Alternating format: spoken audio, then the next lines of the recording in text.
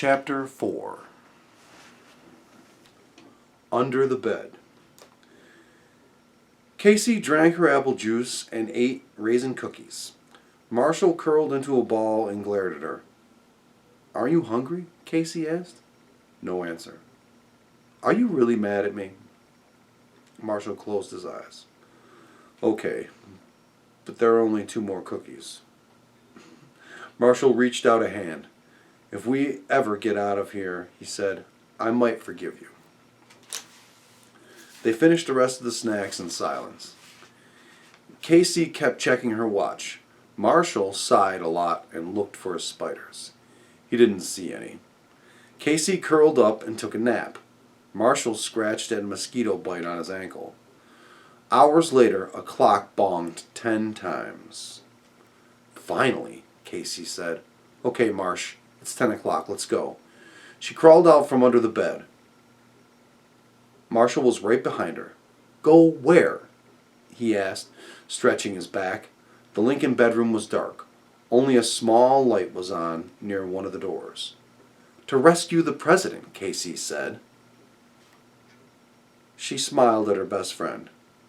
"Maybe you will get that autograph," she added. Marshall snorted. "I bet he's brushing his teeth and getting ready for bed." He slung his backpack over his shoulder. "Like we're supposed to be doing." Casey smiled, and the real president brushes his teeth with his left hand. She opened the door and peeked into the hall. Like the bedroom, it was nearly dark. Small lights shone on the portraits hanging on the walls. Vases of flowers stood on polished tables. "Come on," Casey whispered over her shoulder.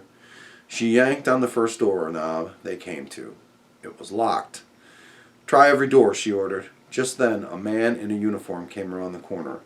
Luckily, he was looking at the floor, not straight ahead. "Guard," Casey hissed. She grabbed Marshall and hurried him through a small door. It led to a set of stairs. "Let's go down here," Casey whispered. "I need to find a bathroom," Marshall said. Casey whipped around. "Why didn't you go at home?" "I did. But that was a long time ago.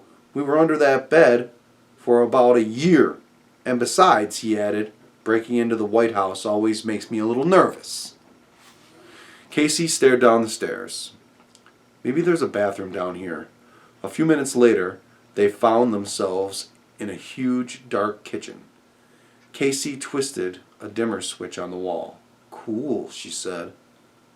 "This must be where they cook for those big state dinners." Marshall spied a small door. "I'm going to see if that's a bathroom," he said. Casey looked around. While she waited,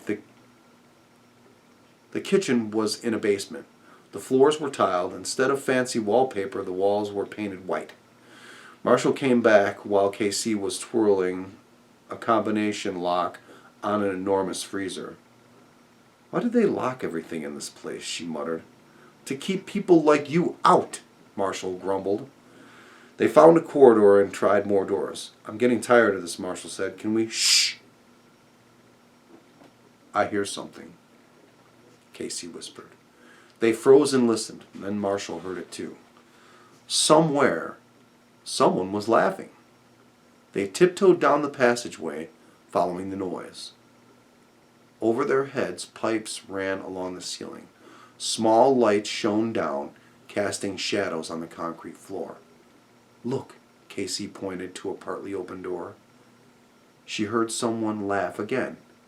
Squeezing Marshall's arm, she crept closer and peered around the door.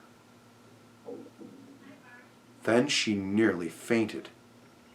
President Zachary Thornton was slumped in a chair just a few feet away.